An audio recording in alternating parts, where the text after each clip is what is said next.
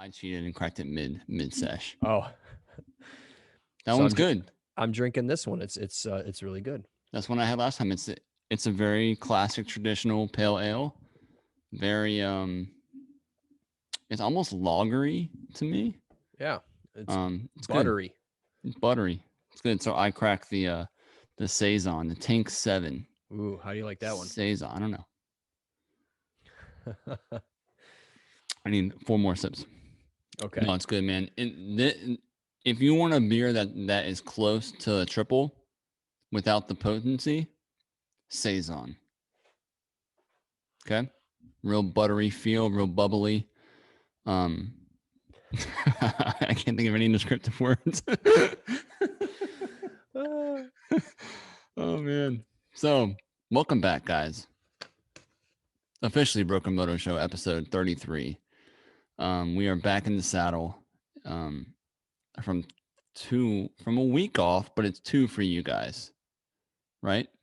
So this one's airing right after the yeah. There'll be no break for this one. There'd be no break. There was a 2-week break. This is nonsense to them. Yeah. Okay. Well, welcome. Whatever. We're here. How you doing, Matt? I'm doing great, man. Yeah. Yeah. So I see you've been fertilizing your lawn there, huh? Guilty.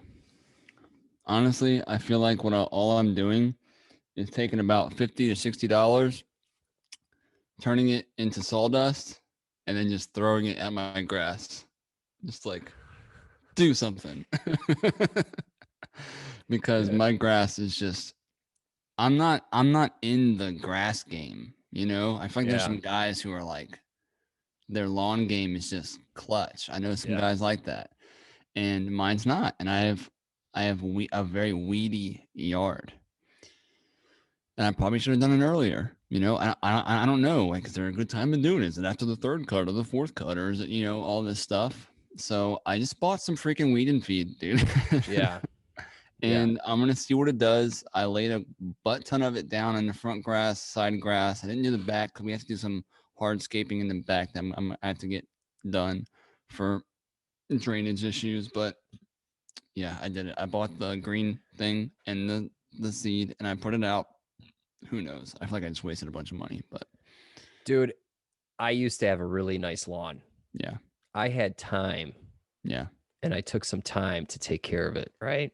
Right. But then 4 kids, yeah, a dog, 7 chickens, motorcycles. Yeah, dude, the lawn, dude, I have holes in my yard, okay? I will come back there and my boys are just digging a hole. I'm like, what the hell are you doing? Oh, we're making a hot tub. I'm like, what? They literally, I'm like, all right, well, whatever. So they're digging a hole, actually multiple holes, and then they put a tarp down, and they go in the house, they're filling it with water, and they went and sat in it, and I'm just like, this is some redneck shit going on here, okay? Genius, man. Genius. I'm sure it was a lot of fun though, you know, so you gotta watch that fun from afar. Yeah, but I mean, like, what I'm getting at is like, yeah, you can have a nice lawn. You could. You just got to put the time in and the money. And I gave or you up. Just pay someone, but still, even then. But I mean, you got to feed it, right? So you got to fertilize 3-4 times a year. You got to, do all that. I mean, dude, and you got to be like a snob about like your kids not having fun. Like, hey, kids, don't play in the grass. Well, okay. Yeah, and like for example, we went to a Cubs game, right, with my boy, and we stayed till the end, and all the kids got to run the bases, right? Oh, cool. Well, stepping out onto the field, they put mats down. They're like, no one can touch the grass, dude. There's like 30 people lined up, and they will not let you touch a blade of grass. Wow. No way, dude. Wow. You can only stay on the dirt. Yeah, so that's the story of that. Who knows how it's gonna go? I don't know. I really think I just wasted a bunch of money, but it was worth a try. No. If you what is that, Scott's stuff? Yeah, it's like a Scott's weed and feed type deal. Yeah, I use that stuff. And actually, I don't use the weed and feed, but I just use the regular because I don't have that many weeds. Okay. I just spot treat the weeds. Okay. But what I'm saying is I use Scott's stuff. I do 3-4 times a year or whatever. And it definitely helps. So, okay.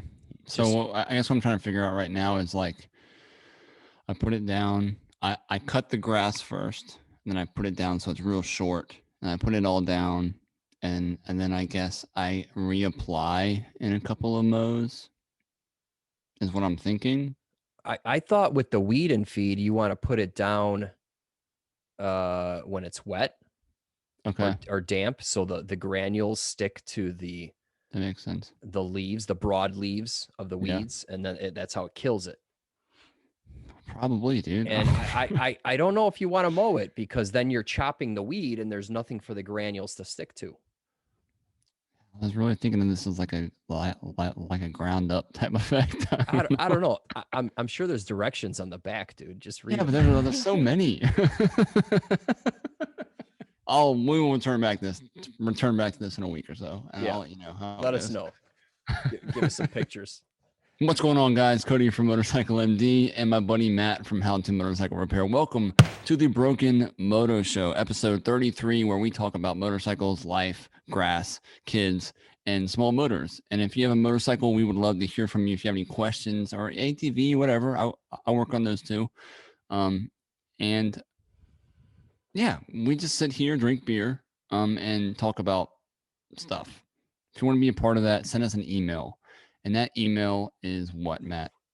I completely took over this intro, and I'm sorry. No, it's all right. You know what? You're really good at it, and I suck at it. So, you know, I'm cool with that, man. It's all right. Amen. Yeah. All right. So that email is askbrokenmoto@gmail.com. Put your year, make, and model in the subject, and in the body of the email, just your mileage, your problems, and make sure to put your location. Your name is helpful too, so we can call you out. And then, dude, pictures and videos, big time, are big time. We can point out so many things. We can pull up the video, and just talk. And I think that'll you'll get more out of it that way for sure. For sure, you know, for sure. You would definitely get more out of the answers that you need with pictures and video, guaranteed, 100%. So, right. Even if it's just like a picture of the bike, you know, just something super simple that we can look at, and then because sometimes like when you guys ask questions, I have to it's like in the mind I'm building up what the bike looks like, how it's designed, how it looks, what it's using, especially if it's a Honda.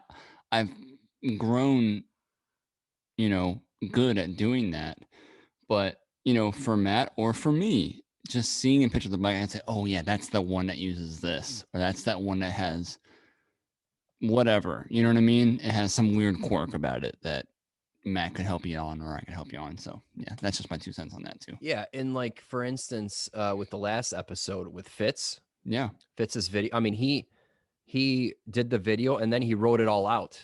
Right. I think it's easier just to do a video and then you don't have to freaking type a page. Boom. And we just paused it and talked about it, and I think that worked out well. That was really cool. That was really cool. Yeah. All right. Well, yeah. So we just dive right in, man. Yeah. You want me to get question one? Right. Let's do it. All right. So this is Renzo from New York, and he had a question a few episodes ago, or he was on a few episodes ago. Hey guys, thanks so much for answering my question last week about the headlights on my 03 Kawasaki ZR750. I remember that. Yep. Here's the final picture. Laugh out loud. Almost done. And a quick video my wife took. Thanks again, guys. Love the channel. Cheers from New York. So there's really no question. It's just an update, I guess. Cool. Awesome. But let's share that video. Why not? All right. Can you see my screen? I can see it. Let me know if you can hear it. All right. All right. It's there. Very quiet, but it's there. It's very quiet for me too. So okay. Looks like he has no headlight on, so something worked the way he wanted it to. I love that little cap he's wearing. Thanks, wife. Shout out to the wife. All right, there's one more. Well, we got the picture. Yeah. Where the hell is that? I think his problem was he didn't want it, or he wanted it to be able to be switched on. Very cool. So there it is. Yeah, it looks nice, man. It's really cool. lot of work went into that, I'm sure, you know. A lot of work, man. Yeah. Again, that rear seat, no fender. Don't ride in the rain, brother. That's all I'm gonna say. Actually, no. You know what? You should ride in the rain. You should ride in the rain, and you'd be like, "Oh, I get it. Now I have mud all over my back." Because I'll tell you what, I'll tell you what, guys. I just saw this on a CX500 that a guy brought in. Chopped it off, looked just like this. CX500, funky vertical motor that's very nostalgic. Cut it off, no rear fender, running pods. I'm like, dude, you can't ride through a single puddle, because that's going to throw water straight into the pods. But not only that, when you're done riding, you're going to have mud or dirt up the back of your spine, because when the tire turns through low speed, high speed, it throws it back, it throws it up, and it throws it kind of in this arcing motion where it gets all over you. Yeah. So, but really cool build, man. I'm pumped for you. I guess we helped him out. Yeah, it looks cool. Yeah, I dig it. Great build, brother. Number 2. Thanks for that video, man. And just, it's just cool to see that. So, yep. All right. See, number 2. Oh, beer fund. Matt, why don't you run us through our beer fund? What's it all about? Oh, man. All right. So we got a beer fund. It's basically a little donation fund. And if you like the show, if you enjoy the show, and if you want to help us out, you can contribute by just buying us a beer. Simple as that. And we have some regular donators. So this week we got Justo a few times, and we got the Fitz a few times. So these guys are obviously competing against each other on who can donate the most or something. Dedicated fans, man. Yeah, so that's awesome.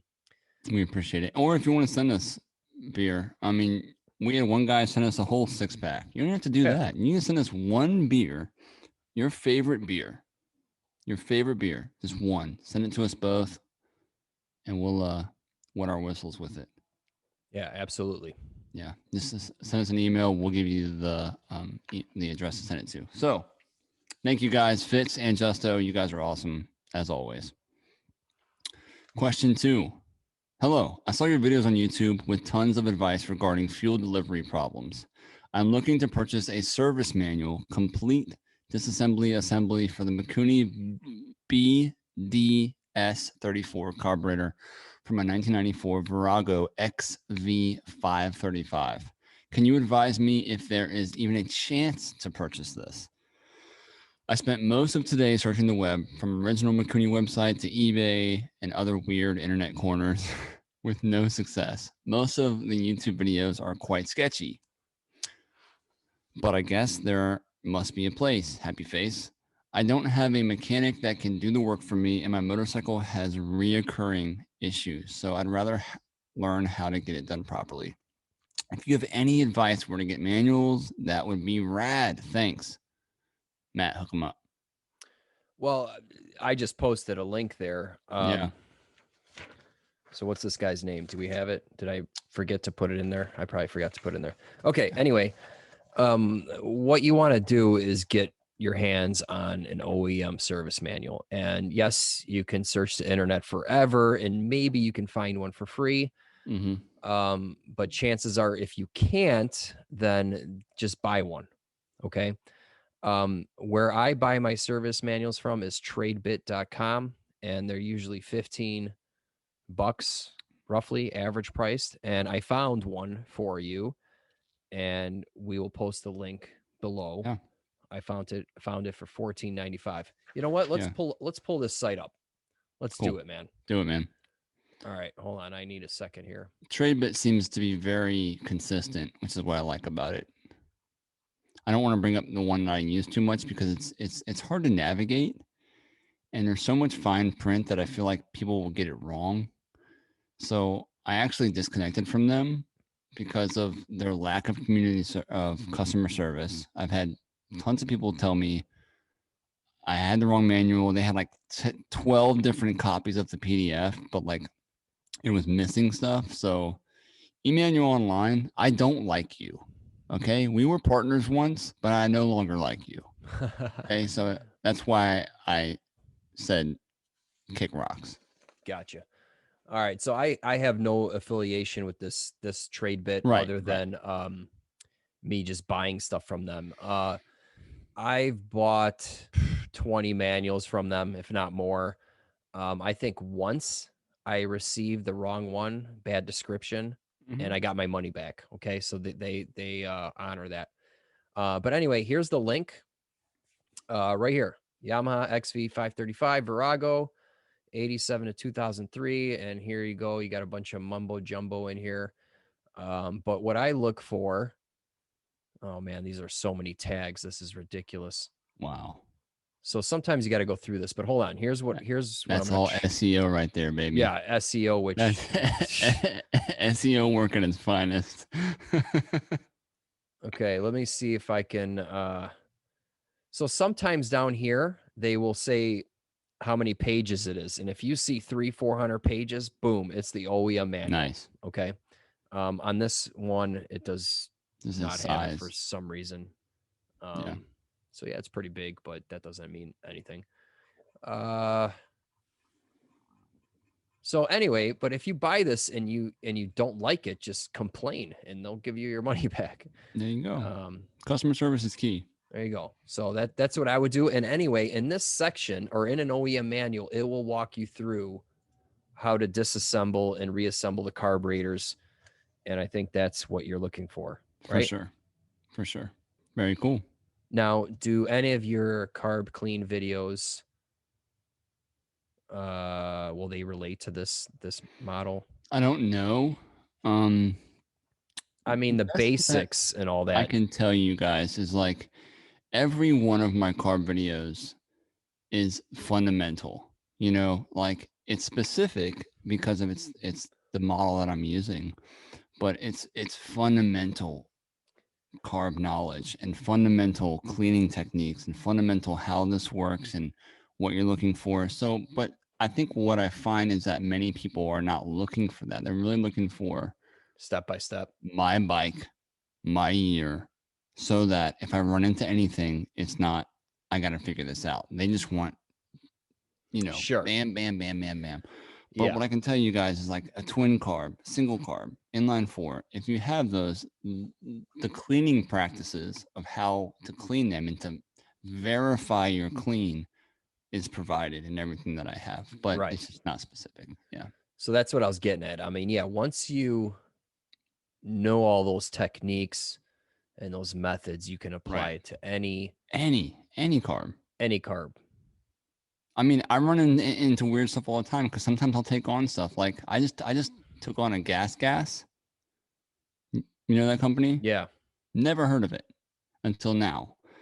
And I've learned that they're actually very popular. It's a 300cc 2-stroke motor, and the guy wiped the cylinder. I mean, he ran straight into a mud puddle, water, everything sunk it, wiped the cylinder. And now I have to learn. And I had to learn going into the carb, but the carb is not too much different from like a CR250, a CR125. You know what I mean? It's so what year was that thing? 2000. I want to say it's like a 2000, maybe 13, something like that. Okay, so it had a key in on it, I'm sure. Yeah. Yeah. Now, gas, is that KTM? So I think it's a Swedish company, and I could be way wrong. It's Italian or a Swedish company, and KTM owns some type of rights to it. Okay, because like I know like the Husky 2 strokes and the KT. I mean, it's just a branch off of that, and they are very similar. The engines are very similar in some. I mean, they obviously have their tweaks to make it different.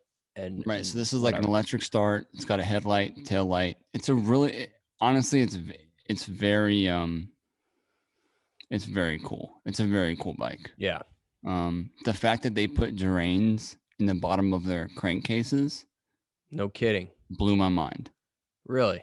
Yeah, man. So if you flood it, or if you dunk it in a pool, you can drain the crankcase, which is really cool. It's just a single 8mm Allen. Unscrew it. I just dumped out a water bottle full of water out of this motor. But it was really cool. You know, it's like, wow, yeah, that I've yeah. never seen that before. And that makes sense. I mean, it's an enduro bike, and what do? They go through freaking rivers and stuff, and boom. Yeah. Okay. Electric start. It's a really cool bike, and I'm actually going to end up rebuilding this, like redoing the rings and the cylinder and stuff. But I have to it's like, I'm always a little bit hesitant for doing this type of stuff because we're right in the thick of things at Honda, which typically we only work on Hondas right now, you know, because these are our bread and butter. But this guy's been a good customer. He has an Africa Twin Honda that I've worked on before. He's actually a fan of MotorcycleMD, and he was like, "Can you take care of this bike? Because I know that you will." And I was like, "I guess I'll learn how to take care of your bike." You know what I mean? Yeah. So, but it's cool to learn new things. So the crank's got to get rebuilt, or are you going to get a new one, or what? Man, honestly, I'm just TBD. All right, because I mean, I really don't want to go that far because I don't have too much resources from it. He gave me a disc that's in mostly Italian. Okay. As far as like a manual for it, so TBD. I don't know yet. All right. Yeah, send me a picture of that engine. If it's like the KTM, then I might be able to shed some light on it. Very cool. Very cool. And then there's people out there, because dude, those cranks brand new are super expensive. Rebuilding it is a much better option. It's a touch and go situation right now. No compression, huh? Yeah. No compression. 2 strokes, man. All right, question 3. Okay. Oh, dude, I wanted to show you a tattoo I just got. Oh, okay. Which one? That one right there? This one right here. So what's cool is that if you look at his red beanie, that is the 1960s HM logo for Honda Motorsports, or Honda Motorcycles Incorporated. Okay. And then these wings are actually the retro Honda wings on the old 60s tanks. So the guy who does my shirts, MotorcycleMD, which are still very, very, very available, who did the whole design for this, he actually did this design for me. I was like, dude, I need you to do a tattoo for me, or just draw one up, and I'll take it to my guy. And he did that, and I thought it was really cool. No, that's awesome. And my skull's got a gold tooth. Nice. When'd you get that? I got it about maybe a month ago. Maybe. Was that the one that Jackie surprised you for your birthday? So this is the one. So I actually was just getting touch-ups done today. So this one looks really beat because I had him go back through and just like pack in some more color in areas that, because the interesting thing about tattoos is like it's very unnatural for your body to face. So your body, from the time that you get tattooed to the time that it looks like crap, your body is literally trying to reject everything that you just put into its skin, right? Because there's metals, there's metal alloys, all types of crazy stuff that's going into your skin.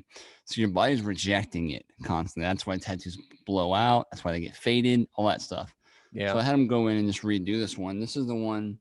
So you can see like the darker sections where he kind of packed it back in. Yeah. And this is the one that she got for me. It's 13. That was the year we got married. It's a beautiful girl. I consider that her wearing a cool little helmet. Dude, those colors are very vibrant. Yeah. Big time. So he like I said, he went back in, he repacked this section right here, packed some more yellow into it because yellow seems to fade pretty quickly, and so does red. He put some more red in her cheek, got some blue in the collar. But that was the surprise that my wife gave me on my 30th birthday. She just had it drawn up. I showed up. He was like, "It's going to look great right here." I was like, "Freaking do it, man." So yeah, it looks crisp. Yeah. Crisp is the word. I don't know. Yeah. So how many you got? A lot. Shit, dude. I got this Dragonfly done. Shout out to anybody who knows who the band Coheed and Cambria, because I grew up listening to them and I still do to this day. So if anybody can post in the comments about them, then you are my new favorite fan or friend. But I don't know.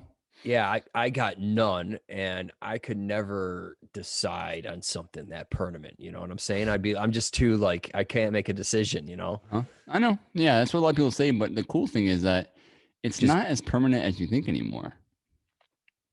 And if you really don't like it, if you were like, this is a bad idea, which you likely won't, because most of the time people put a lot of thought into what they want. Yeah. And I'm like, I have a full thing right here all the way down. And it's actually, the funny thing is it's Noah's Ark, but it's in battleship form. So it's like Noah's Ark with cannons. Okay.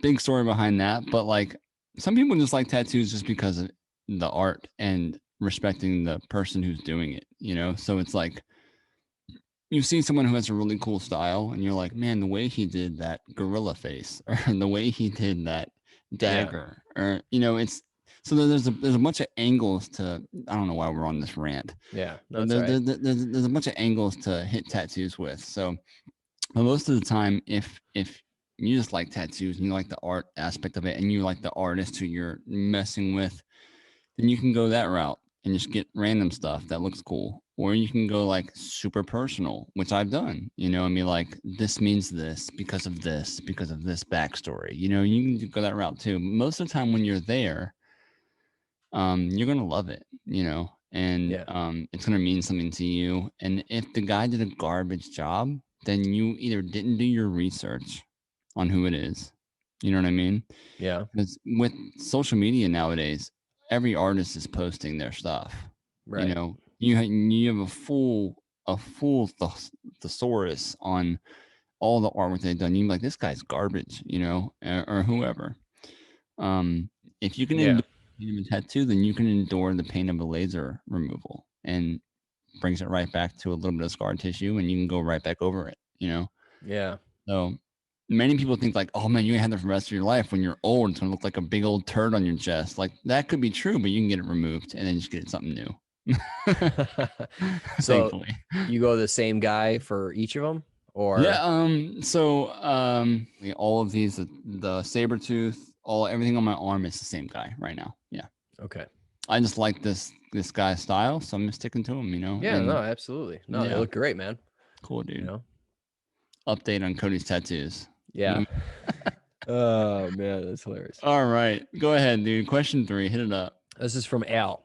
He's got a 78 CB550 with 26K on it. Hey guys, enjoying the show. Been watching Matt for a while now, and he hooked me up with your show. Watched every episode so far and enjoying them. Oh, cool. Awesome. All 30 plus of them. Yeah. Yeah. My question is a little different. I have a 78 Honda CB550 that I've had since the early 80s. I'm the second owner and has been stored in a heated garage all these years. The first owner replaced the speedometer, and he said it had about 20,000 when I bought it. I've ridden it on and off throughout the years. It runs and has pretty much all the original parts, such as carbs, etc. Rode it a couple years ago and took it for a little ride. Actually got it started pretty quickly, and the clutch and transmission responded like it was run the day before. I was pretty impressed. Cool. My question is, I'm looking to sell the bike and wondering what your thoughts are on what I should ask for it. I was thinking about posting it on the single overhead cam forum, where these guys are really into these bikes. They do amazing work on these models and would love to have them bring it back to better than original. My ride now is a 2014 Honda CB 1100. I love the inline 4. So smooth and quiet. I tell people it's like having a Honda Civic between my legs. Yeah. I can have the V-twins. So you can have the V-twins. So anyway, interested in your thoughts you have on this. Keep up the good work. Thanks, Al. Al. Thanks for the email, Al. And I already love your CB 1100. Have you ever seen those? No, I don't think I have. So Honda did a retro redo, kind of like what Kawasaki just did, maybe a couple years ago. They did a retro redo on like the 1100, 750 fuel injected 1100 cc, beautiful colors. They did this gorgeous red, they did a white, and they did a black, and it's just it's an awesome bike. It's an awesome. I would own one. I would love to own one. So it's a naked bike. Yeah. So it's like the Z, what is it? The Z something 1100. Yeah, Kawasaki redid something too. Yeah, like they copied Honda, like typical Kawasaki function. No, just kidding. Yeah. Well, I mean, Kawasaki had a naked bike. Yeah. Back in like 99. Yeah. That, what was it? The Z something. That thing ripped, man. Yeah, dude. Yeah. Oh my God. And these companies are kind of catching on to like this retro vibe, which is totally smart. It's so smart. So Honda did the 1100 and they did it for like 3 years. They haven't come back out with it yet, but awesome bike. Awesome. I think the front suspension is a little bit wimpy. I think they could have beefed up the front suspension a little bit, but nowadays style engineering, I think what they have is going to be great, but it's just a really cool bike. Nice. Lots of power, smooth bike, flat seat, all that stuff. So I wish he had pictures of the bike. Yeah, I was just going to say, I mean, this is kind of a loaded question. It is. With no pictures, no video. Because with something this old, the range is like this. Correct. I mean, it could be. Right. But just to give a wide ass range. Yeah. I mean, if it's a running bike, second owner, all original, let's say with selling a bike, your location matters too. Big, huge point. Yeah. I mean, if you're in a big city, you're going to get more money for it. Mm-hmm. If you're in the middle of freaking nowhere, you're not going to get as much. I mean, that's just the way it is. I mean, people like me, I even travel further to get a better deal. For sure. I mean, even like overseas stuff, because if you tap into a auction market, eBay auction, people from overseas can tap in. You guys may know I call Ant Antonio, or however you guys call him. He's from For the Bold. He has a YouTube channel. Yeah, For the Bold. I've helped him out quite a bit. Awesome guy. He's crushing it right now. And I've talked to him about old retro bikes and Hondas and that kind of stuff. And I'm like, yeah, I just picked up this like 350, like the one I'm doing now. I got it for like $300. He's like, dude, that would go for like $2,000 in the condition that it was in when I first got it. So it's a very different market. They're just very rare, or whatever the case is. So this is a loaded question. Color matters, condition matters, which we don't know, but it stops, starts, and steers. So I base sale off of stop, starts, and steers. If it stops, starts, and steers, it's an old vintage Honda, I think it's worth at least $1,500. But now we're talking a 550. These were kind of really cool because it wasn't the 500. The 550 was a little bit more, it was different. Head gaskets still leak. They still had their own issues, but they had different color schemes, bigger gauges, just a bunch of different stuff. And I just quickly Googled for sale 550 in a roundabout area. I think it jumped up to Illinois as the closest one right now, but it was like in a pile of weeds. The tank was discolored. It hadn't been ran in 10 years, something like that. And he was selling it for $2,200. Yeah, that's wishful thinking. He'll never get it. It's wishful thinking, but I think a fully running bike, I'm going to stand right here at this point, a 550. If it's, I can't think of what colors they are, but they might have had a blue one. I don't think the brown ones go for as much, but if it's a cool color, I think they had like a yellow one or a green one or something like that. Yeah. I think if you had it in great condition, OEM, good tires, it runs, I think that he could pull around $4,000 for it. Yeah. If it's in really good shape. Yep. Sure. Some of them, people, I've had people come into the shop looking for them. They're like, I'll pay $7,000 for a factory original 550 in this color, in this specific color, because this is the one that I had when I was a kid. You know what I mean? So like that range does jump around. I think he's smart for going to the groups. Yeah. I think he might get lowballed at the groups because the people. This is the twisted thing about groups is like, you have people who know what they could pull, so they want it cheap. You have people who want what they want and they're willing to pay. But then those two people mix, and then you get people who are like, I'd be willing to pay $5,000 for one. And this guy's like, that's worth $1,000. There's no way you're gonna get $3,000 for it. You know what I mean? Yeah. Well, like, and another thing, I mean, I'm on that forum sometimes. But you got to realize there's a lot of old timers on there, and they bought their bike for a couple $100 or whatever, and they probably a lot of them probably still think that pricing holds true today. Yeah. And it doesn't. I mean, I think there's a high demand for this stuff. For sure. Absolutely. Okay. I mean, there just is. I mean, everyone wants one of these, and it's been like this for a couple And you can years. sell the carbs for $400 cleaned, easily $400. Sure. Wrap a bike around that, you know? Yeah.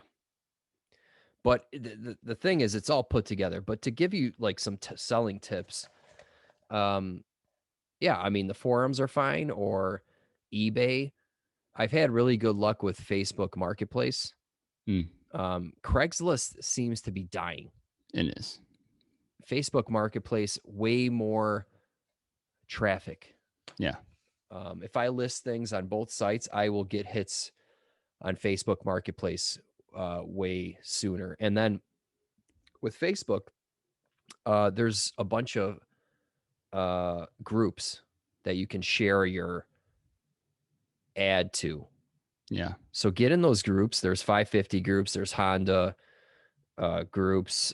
There's probably a million groups that you can post this in. One helpful thing that I will add to this is like, if you find a buyer who is outside of your neck of the woods in a different state and is concerned about shipping, there's a really cool app that you can get on your smartphone. I'm gonna find it real quick for you. And it is, let's see. Did you have anything else you wanted to add? I'm gonna look for this real quick. Maybe if you're stuck on the price, spend a few weeks looking for similar ads, so you can kind of see what the market is asking, and that way you can know what to price yours at. Because again, without pictures, it's hard. And then you're in a good spot because it is end of March. I would say April, May, you're going to have no problem selling that. That is peak season. People are all excited about getting a motorcycle, and you could sell it pretty quickly. All right, I found it. So it's making me update it right now because I haven't used it yet in a while. But it's an app called UShip. Oh yeah. Okay. And it's really awesome because what you do is you post what you want shipped, motorcycle, whatever, and people will bid on it. They'll bid, and so you're pretty much trying to find like the low, or the lowest mid grade, and they'll even post pictures of what they're carrying it in. If it's a van, if it's a trailer out in the weather, if it's an enclosed trailer, they'll post pictures of that and say, hey, I'll ship it for $300, $200. And then this is what I'm shipping it in. This is my track record. This is my rating, whatever. Yeah. Really, really cool thing that allows people to like bid on it. And you can pick the lowest one. You can pick the, whoever you trust. And it's a really cool app that you can have on your smartphone. Yeah, I've used UShip, and well, that's going to be the buyer's responsibility. You put that totally on the buyer's. Yeah, but if you're worried about auctioning and that kind of thing, yeah, okay, I got you. There are answers to that. Yeah, that are like hands free. Like it's stress free. You know what I mean, dude? I bought my 12-bolt rear end for my Chevelle from somewhere in the middle of Indiana. Yeah. And I hired someone on UShip because, dude, I don't have it was like 4 hours each way. Right. I'm like, that's crazy. I got it delivered for $180. Boom. So someone drove for 6 to 8 hours round trip for $180, right? Yeah. And it's so funny when this guy got here, he's like, dude, is it safe around here? Because he was like from some farm city. I mean, dude, he's like, where do I get gas? He was all messed up, dude. You know, and he had this truck. I don't know how this truck made it here, dude. This thing was, the guy texted me. He's like, dude, I don't know if that truck's gonna make it, you know. Like, oh my God. He probably spent $250 in gas. I mean, this thing was running like shit, dude. Oh man. So anyway, but you got it, and it was, you know, you had to worry about it. Yeah, and that's right. Otherwise, him breaking down and just delaying the shipping method. But yeah. Cool, man. So best of luck on your sale. I would love to see pictures of it, you know, and that would have been cool, but we can move on. So question 4. Matt and Cody, I just finished watching this, I think it's a documentary, and had to pass it on. Hopefully you can find a way to see it. The streaming service that showed it to me was Canopy. Looks like Amazon has it too. Anyway, I highly recommend it, especially for you two, as it's from the point of view of wrenches, not just riders. It's done from the heart and well worth seeking out. So he gave us a little link, IMDb, the Greasy Hands Preachers is what it's called. This documentary film explores the revival of manual work through the passion of motorcycle enthusiasts who have found their way to a happy life.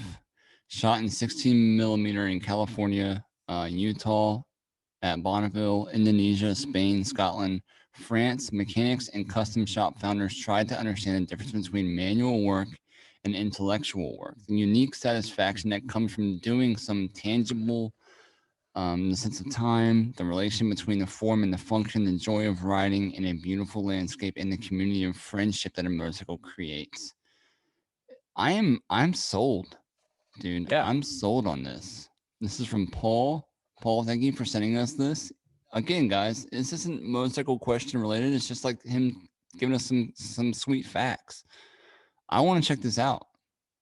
So you can see my screen, right? Let's see. Yes. Okay. Yeah. So here are the two links he shared. So here's it on IMBD or whatever. And then here's this guy here. So yeah, I wanna check this out, dude. I'm gonna check it out, man, for sure. Thank you for sending us that. Yeah, thanks.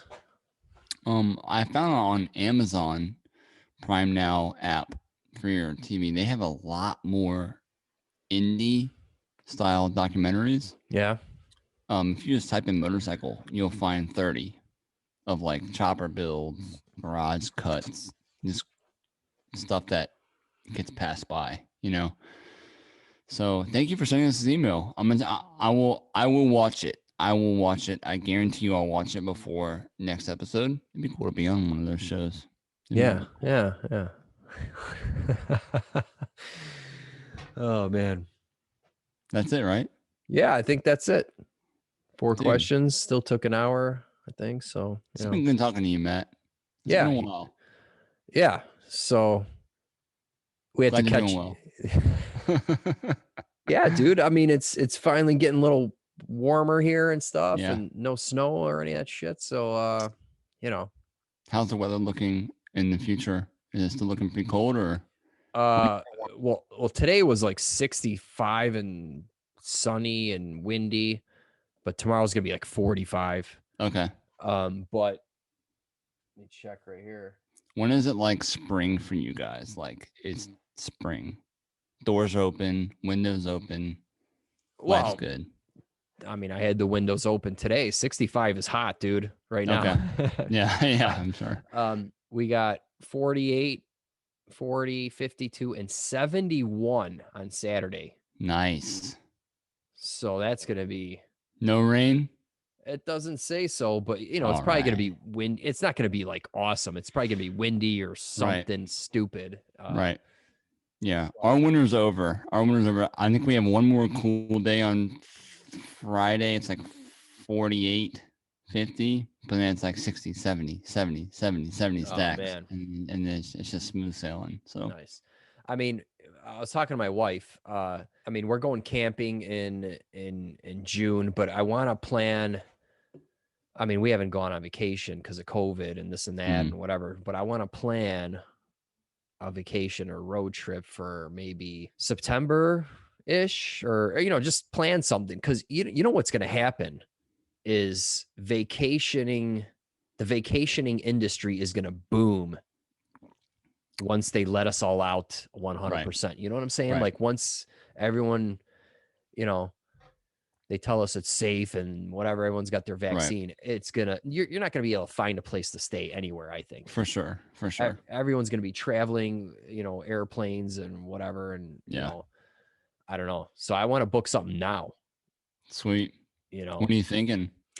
I have no idea. We were talking about it, and I just, if we do a road trip, max is about maybe 1,200 miles from here. Okay. From so here, that's like 9 hours, 10 hours. Yeah, more than that. I mean, well, you got to stop and stuff like that, but for sure. Yeah. But anyway, like we've done Colorado, like Denver area. Cool. We've done. I grew up in Colorado Springs. Yeah, we were looking at that. That's a little further, but I heard that's really nice. So maybe we'll go there. Aspen's cool. Yeah. Oh yeah.